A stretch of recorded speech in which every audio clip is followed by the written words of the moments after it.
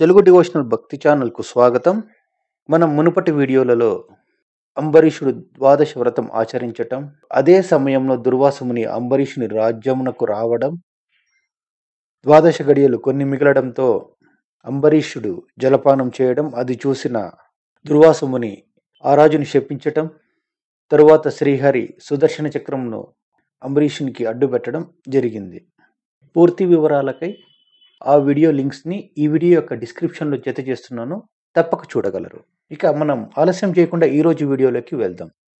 సుదర్శన చక్రం నుంచి తనను తాను రక్షించుకోవటానికి దుర్వాసముని అన్ని లోకాలు తిరిగాడు. వారు ఎవరూ రక్షించలేకపోవటచే వైకుంఠమున విష్ణువును శరణు వేడాడు. ఓ వాసుదేవ, రక్షించు, నీ భక్తుడైన అంబరీషునికి కీడు చేయదలిచాను. నీవు బ్రాహ్మణ ప్రియుడవు. భృగు మహర్షిని ఏ విధంగా రక్షించావో అదే విధంగా నన్ను కూడా రక్షింపము, నన్ను క్షమింపము అని శ్రీహరిని శరణు వేడారు. దానికి శ్రీహరి చిరునవ్వు నవ్వి, దుర్వాస, నీ మాటలు అక్షర సత్యాలు. నీ వంటి తపోధనులు నాకు ప్రియులు. నీవు బ్రాహ్మణ రూపమున పుట్టిన రుద్రుడవు.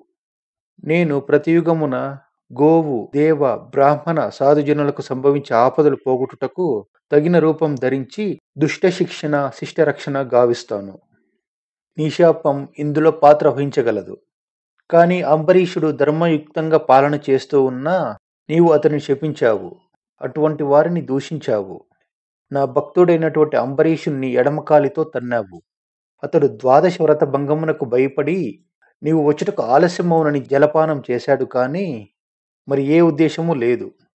4 వర్ణాల వారికి భోజన నిషిద్ధ దినములైన దాహశాంతి కోసం జలపానం చేయటం ఆమోదయోగ్యం. కావున అంబరీషుడు వ్రతభంగం అవ్వరాదని జలపానం చేశారు, కానీ నిన్ను అవమానించడానికి కాదు. నీ కోపంను శాంతింపచేయడానికి ప్రయత్నించాడు, కానీ అతడు నిన్ను ఎంత బ్రతిమాలినను నీవు శాంతించలేదు. అందుకే నన్ను శరణు వేడాడు. అంబరీషుడు తన దేహమును కూడా తను తెలుసుకునే స్థితిలో లేడు, అందుకే నీ శాపం కూడా వినలేదు. అంబరీషుడు నా భక్త కోటిలో శ్రేష్ఠుడు, నిరపరాధి, నిష్కారణంగా శపించావు. ఆ శాపమును లోకోపకారముకై నేను అనుభవిస్తాను.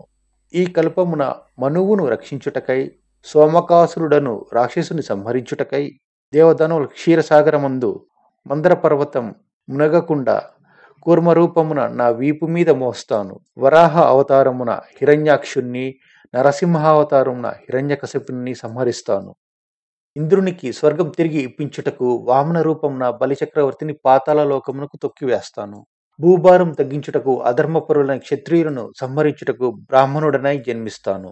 రావణుని చంపుటకు రఘువంశమున రాముడనై, యదువంశమున కృష్ణునిగా, కలియుగమున బుద్ధుడిగా, కలియుగాంతమున విష్ణుచిత్తుడను విప్రుని ఇంట కల్కిగా జన్మించి అశ్వారూఢినై తిరుగుతూ బ్రహ్మదేశులనందరూ మట్టుపెడతాను.